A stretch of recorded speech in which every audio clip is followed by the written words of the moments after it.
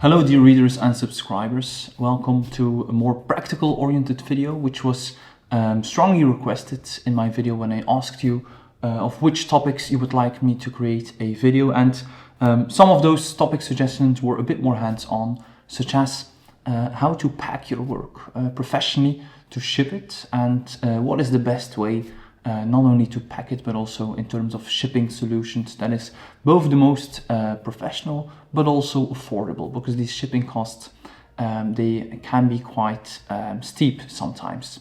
So in this video I think it's an ideal occasion to cover this topic. I have two panels that are sold from the Maya Makino Out of Focus solo show that we currently have with our CAI Gallery program. Currently 7 out of 9 are sold. There is another beautiful pair of this night series available. So if you have seen the show online or on this YouTube channel and you are still in doubt, well, there is some urgency right now, and would be very happy, especially for the artist Maya Makino, to have a sold out show, because I don't think anyone deserves it more than her at this moment. So also Maya, thank you for all the great work for this show. That being said, there is also another artwork, one of my personal works, which we see here on the wall, The Fish That Never Swam. Many of you know that I'm an artist, and I have been always rather shy to share this on the channel. However, it is going to an institutional show in Germany, so I also needed to pack, and it will be a different shipping solution because it is a different destination. These two are heading to New Zealand, so that will be a long distance, and the other work will be picked up by a transportation company, and it will simply go directly from door to door from my studio to where the exhibition will be taking place. So that's a different type of transport that requires a different shipping solution. So we're going to discuss both. All of that being said, I think it is time to dive in. Shipping artworks, very important, not only to treat your art with care, it's something very valuable and dear to you. So we have to make sure that all the time and effort, and also not only the investment in time but also in resources that we have put into those artworks, that it does not get lost.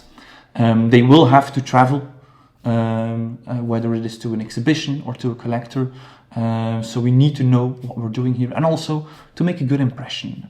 If you deliver your artwork badly packed, badly shipped, then it seems like you do not care, and then chances of that gallery wanting to continue to work with you, or that collector was interested in acquiring more but now sees how poorly you take care of your art, will perhaps no longer be interested. So it's important also to make a good impression, and then also not to spend too much money on it as well, because being an artist is already costly enough. The same applies to galleries. Costs are very high, so we need to have a smart and efficient approach to this. Let's start with what we'll be needing. We'll be needing the artworks, of course. We'll be needing a pair of scissors, which I assume everybody has at home. We'll also be needing some tape. And by the way, all the things that I'll be using, I will link to them in the description below to Amazon. I'm not sure if it will be the exact same product, but that I'm currently using in this video, because I've bought those over the years, and not all of them on Amazon. I think most actually in an actual store. But I'll link to what I believe is the best version on Amazon for these products. We'll also need some like not packaging tape but normal tape, and then depending on the type of shipment that we'll be doing. For instance, for these artworks, we'll be needing acid-free packaging. You might have seen these before. Once more, I'll link to them.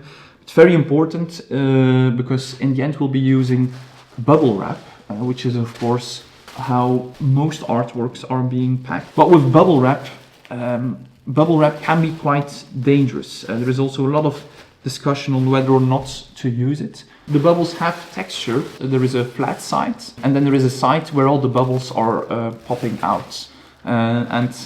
Well, if you use it using the flat side against your painting, then it's quite all right, but still when there is some pressure against it, the texture of the bubbles might go against the artwork itself, and when it is not completely dry or there is a bit more fragile texture, these works are they are on panels, so they're actually quite sturdy. But if it's on canvas, and especially with oil paint, which can take months to dry, then it is very dangerous if you put this bubble wrap directly against it. So this will actually serve as certain protection for the artwork, and then very important is to use the flat side of the bubble wrap against these acid-free piece of paper. But I'll show it when packing these works. A great alternative to save a lot of time is getting a roll which actually has both. So this is a very big roll. Get the biggest one you get, you'll get the most packaging for your money, I would say. So here we have on the outside, it looks like standard bubble wrap, but on the inside it actually has this acid-free paper against it, making it very smooth and a lot more protective for the painting. So instead of having to wrap it twice, you can actually do both within a single wrap. So this is something I strongly recommend having. Now, what else do we need? We'll be using a crate, a wooden crate for this, because it will be traveling overseas, and we'll be using normal wrapping foil for the artwork that will be going to Germany. Why do we want to use a crate? Well, it will be going from one storage room to another. It will go through a lot of hands. It will really truly protect the works in question. You can also go for a cardboard box, but make sure that the quality is sufficient. Where can you get these crates? I actually go to a store here in Belgium that is specialized in packaging and crates. They are a bit more expensive. So if you do not have to crate them, then it's better not to. For instance, sometimes it can be cheaper to work with a more professional firm that actually picks up the artwork from your home and delivers it directly to the client. It's a lot more professional. It will be a bit more costly than using FedEx, DHL or UPS, but you'll save the money because you do not have to buy an expensive crate for the artwork. So definitely compare those two. Whereas if it has to go overseas and it's not an option to work with such a more professional firm, or it will get extremely expensive, then we do have to go for a crate, and then you can use the less expensive shipping solutions with big logistics players such as UPS, DHL and FedEx. In my opinion, it kind of depends on the size and where it goes. All three are quite similar, and sometimes, for instance, if I ship abroad in a crate, then UPS is less expensive. If I ship in Europe, then FedEx is my best option. In this case, I will be using Belgium Post, which is actually doing a great job lately, which is also a bit better customer service than the big companies that I have mentioned. If something goes wrong, it can be terrible simply to get a contact person, and you'll get another contact person every single time you reach out to them. So definitely also consider having a look what your national posting service provides here in terms of shipping solutions. So do you need to crate? No. If you go for a professional firm, just a soft pack, just with the bubble wrap is sufficient. If it goes overseas, get the crate, and then kind of make sure that the price does not go up too much by using a bigger transportation company. So let's get started with these works. I'm going to wrap them one by one, first using this soft material, and then I'm going to pack them together in bubble wrap before it goes into the crate. So let's get to it. I like to place the artwork with its face down so that we have on the front side of an artwork no not too much layers. So if I would have this on top of my artwork, it will be some uneven pressure across the entire surface. This would create some more pressure. So that's why I like to have it faced down.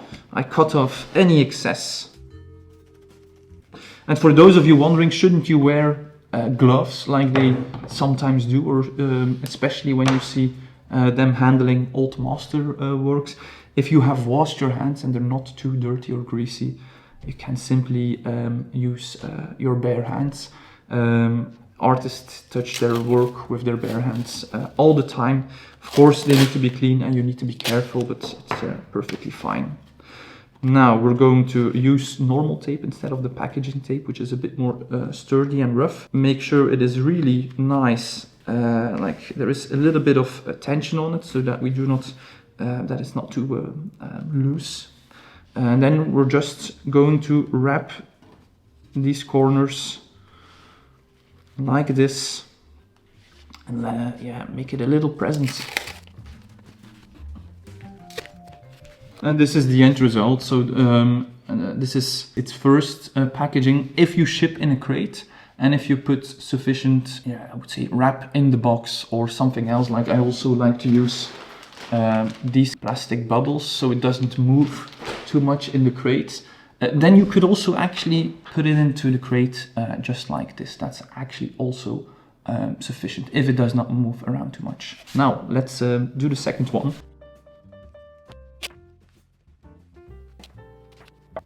Now we have two nicely packed works. If you want to pack them together, which is something I do recommend, always make sure that you're doing surface against surface. So like this is a lot better than if you would put any of the tape or of these bits of uneven pressure on top of it. But before we do that, we'll now give them their bubble wrap to be a bit more protected. So I have cut a piece of bubble wrap. You can feel this is the outside where the bubbles are. This is a soft side where there is less texture of the bubbles. Bubbles down. Now once more with its face down onto the flat sides, and once more make a nice present out of it in which there is no uneven pressure on the side of the painting itself. When doing this type of packaging, we can start to use our more sturdy packaging tape. Just like this. Now let's do the second one.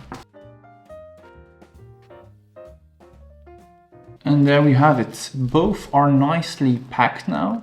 And because we're shipping them in pairs, we're going to place them like this together. If you would be shipping it, let's say some bigger paintings, you've done the soft packing like we've done now, and you're going to ship them in your truck or van or car yourself. If you like stack them, and with stacking them like this, it's okay, but we don't want to pile up too big. I think one painting on another is okay if they have the same sizes and the stretchers is where the pressure is. We do not want to have the pressure of a stretcher against the canvas itself, or it will simply create a dent. Usually if you use a van, you will put it like this in the van with straps around it so they won't move. And in this case, once more, you should place like the painting to the side of the painting, which is the safest. Two flat surfaces against each other. If you would have to add additional paintings, then we simply have to do the opposite. Then the next one will be like this, some space in between them. Those are the two sides that are the least fragile. And then the next painting once more against it like this and like this, and you know, you get what I mean. Now let's put these two together. I'm simply going to do this using tape. So now we have both paintings safely packed and ready to be created. So we have our crates. I'm going to start by kind of making it soft on the insides, like this. This is also kind of to protect the work, but it's already nicely protected, but from some of the acids that sometimes are in the wood or in the glue that it is packed. But this would only be harmful if it would be very high acid levels and would be in it for very, very long. Usually you don't have to worry about it at all. Now we're going to make sure that the artwork cannot move as it currently can in the crate. I'm going to do this by adding these types of bubbles, but you could also do this by adding bubble wrap in it like this. So the choice is yours. There is no right or wrong way here. The most important thing is that it simply cannot move too much, because then it could be damaged. Just like this. Now it is actually ready to go, but there is one more thing that I'm going to add to this. Before we close it, I always like to add the certificates of authenticity in the crate. If you're unsure about certificates of authenticity, we have a different video, the complete article about it, on how to create them and why you should create them. So I have the two certificates for these two artworks here. Also, please note that I also have a template available at the career tools section. So at contemporaryartissue.com, advice for artists. There we have career tools with the certificate of authenticity, which also links to that video and article if you want to create it yourself or simply use its template. We're going to put this in an envelope. I also print it on paper that is a bit more that has a bit more weight to it and a nice texture. It looks better, more professional. It gives a better impression, but also this is not just a receipt you're giving. This is also a valuable document, and you want it to be preserved well. That's why I'm also putting it in an envelope which is has its own bubbles actually in it. It's actually not a standard envelope. It also has some protection to it, so it arrives well. And also important, we want to write on the envelope what is in it, because otherwise it might look like a bit of packaging and they could throw it away.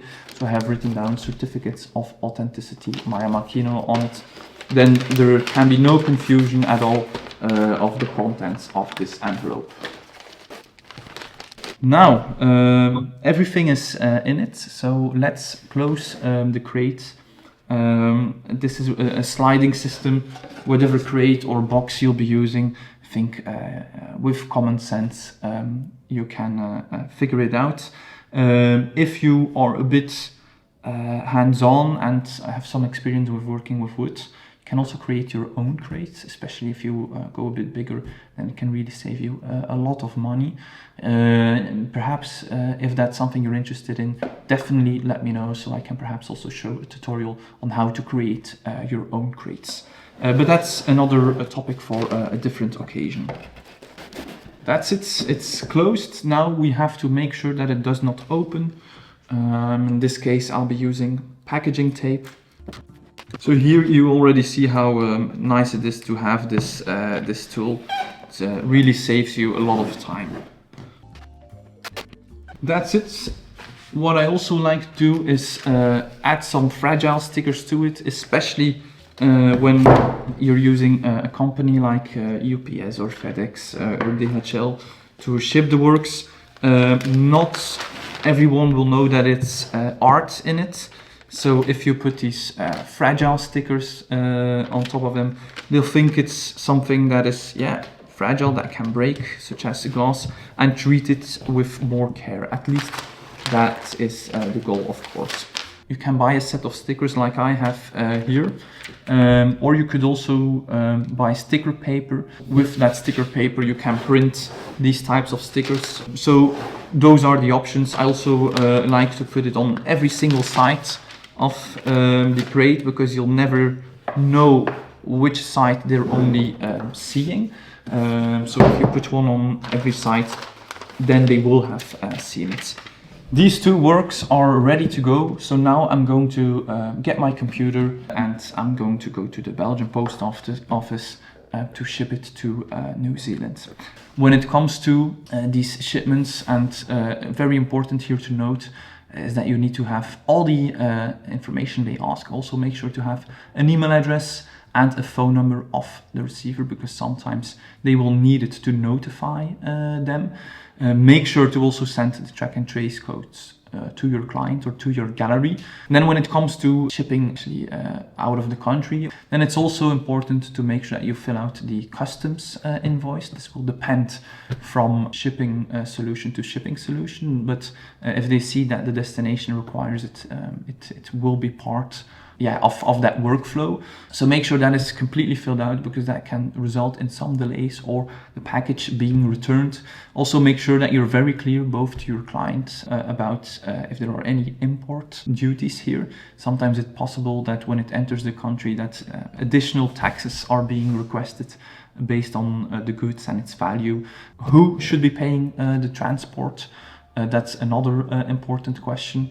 I would say in most cases, it's the client that pays it, but in some cases, especially when there is kind of a bit of negotiation going on, and you need that little nudge to finalize the sale. This applies both to artists selling directly and galleries.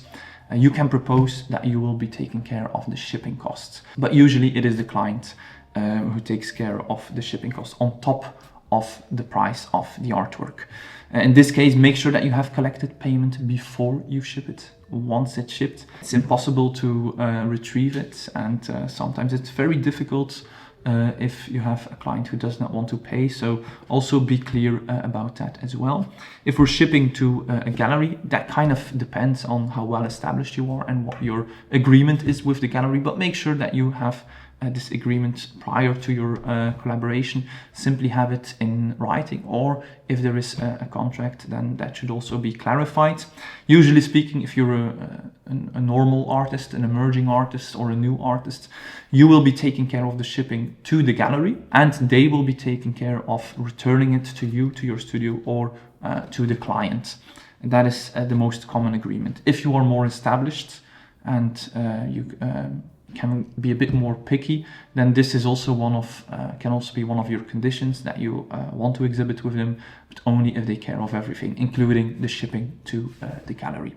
So that being said, I'm going to prepare this one to go to the post office and to ship it to New Zealand. And to the client who has acquired these two works, congratulations with the excellent choice, and thank you for your trust. Now let's move on to the painting. So what I have done is I've cut off a big piece of my big roll, taking the painting off the wall, of course. Always inspect if it is in perfect condition. Remove any hairs, for instance, of my dog who usually joins us for these videos. Very, very important. Another thing, and this is something you'll see when once more you put it face down first before we start wrapping it. Once more, it's the very same principle as with the two smaller works. We put it face down against this double-sided bubble wrap, so it has the protective acid-free sheet, and then the bubble wrap. So this is only one packaging to have it ready. So it's nice and tight. Then we're going to take our tape. We put on the sides of the stretchers, so you can push against it. If you do it on the canvas, it's a bit more difficult. So if you go over the stretchers, here we have a solid surface to put the packaging tape on it. Like this. Now once more, you can go over the stretcher from side to side to pack it very, very tightly.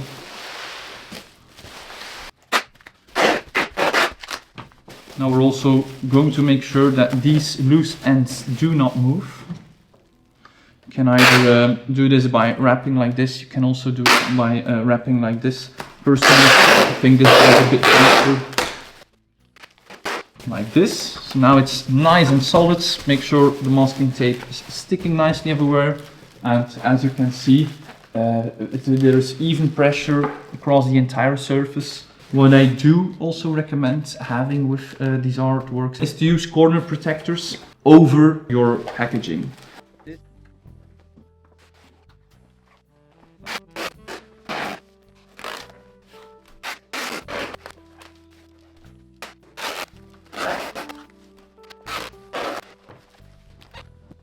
So we have used tape to fix these corners to it and actually do it this side entirely around, this side entirely around, this side and this side. And then you also make sure that the tape sticks to the bubble wrap as well. This is actually good to go, but one more thing that I do recommend, especially if you would be using a logistics partner that is shipping not only your works but also of some other artists, is to create a little sticker or a piece of paper which actually like gives some details about this specific artwork. So it has a picture of it, which is also very useful for when it arrives. You mention your name as an artist, the title of the artwork, the year, its dimensions, its medium, typical metadata of the work, but also from where it's shipping from, so your studio address, and shipping to, can be your gallery, can be your client, so that there is no confusion whatsoever if they, for instance, they get to a place, they have to move some works to get to the parcel they are looking for, and now they're no longer sure which work was which work. They usually have their own system, but this can really help to avoid that if that's not the case. You also add a telephone number and your email address on how to reach you if anything would happen, or if there would be any doubt about the delivery or the shipping or the packages.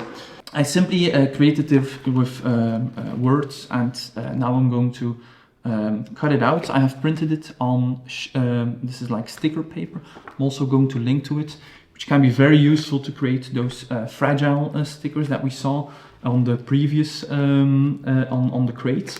But this is also very useful for this, or for instance, if you would use FedEx and they give you your label, and now you're going to print your label to stick it on to your crate, then the sticker paper is also very useful, yeah, to cleanly and professionally add the label to it.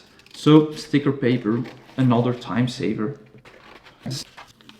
If you don't want to use sticker paper, you can also just have normal paper and simply use tape to attach it to it. So there you have it, good to go. When it comes to looking for these transportation companies, there are also big differences in the prices. If you go for very high-end art handlers, it gets really expensive, but there are also yeah, normal transport companies that also do art. There it's quite affordable, like this will be just around 120 euros, I think.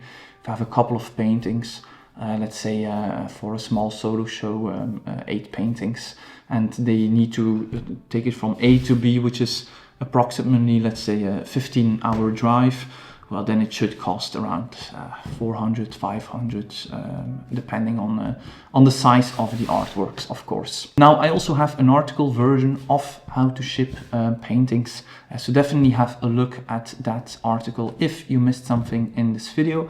And also, if you have any additional questions when it comes to shipping, do let me know, and I look forward to chatting with you soon. Thank you so much for tuning in today. Feel free to watch our video on how to find your place in the art world today next. Support us on Patreon, and please consider subscribing to stay posted for more contemporary art. Bye.